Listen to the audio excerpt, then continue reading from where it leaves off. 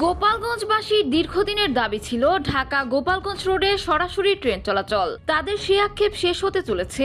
আগামী আগস্ট মাসের 10 তারিখ থেকেই চালু হচ্ছে ঢাকা গোপালগঞ্জ রোডে ট্রেন চলাচল। 145 টাকায় যাওয়া যাবে গোপালগঞ্জ থেকে ঢাকায়।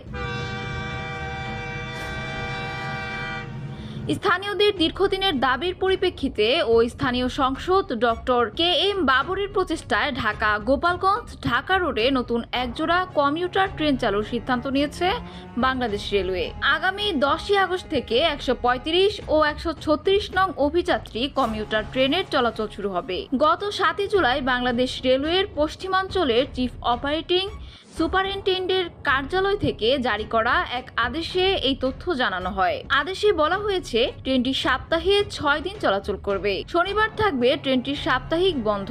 নতুন ট্রেনটি ঢাকা থেকে দুপুর 3টা 30 মিনিটে ছেড়ে সন্ধ্যা 6টা 45 মিনিটে গোপালগঞ্জ পৌঁছাবে।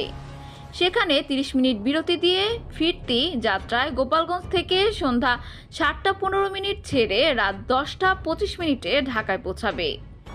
ঢাকা থেকে গোপালগঞ্জ বা গোপালগঞ্জ থেকে ঢাকা পর্যন্ত সম্ভাব্য ভাড়া নির্ধারণ করা হয়েছে 145 টাকা। গোপালগঞ্জ থেকে ঢাকার দূরত্ব ধরা হয়েছে 290 কিলোমিটার। ট্রেনে মোট কোচ থাকবে 8টি। একটি কোচে সর্বনিম্ন 52 থেকে সর্বোচ্চ 97 জন যাত্রী বসতে পারবেন। পুরো ট্রেনে মোট আসন থাকবে 609টি। ট্রেনটিতে থাকবে শোভন ও মেট্রো ট্রাইব শোভন চেয়ার ও শ্রেণীর আসন ব্যবস্থা। রেলওয়ে জানায়, জয়দেবপুর কমিউটারের র্যাক ব্যবহার করে নতুন ট্রেনটি পরিচালিত হবে। সংশ্লিষ্ট বিভাগগুলোকে টিকিট বিক্রি এবং লোকোমোটিভ ও স্ক্রু সরবরাহ, র্যাক রক্ষণাবেক্ষণ এবং নিরাপত্তা সহ প্রয়োজনীয় সব প্রস্তুতি গ্রহণের নির্দেশ দেওয়া হয়েছে।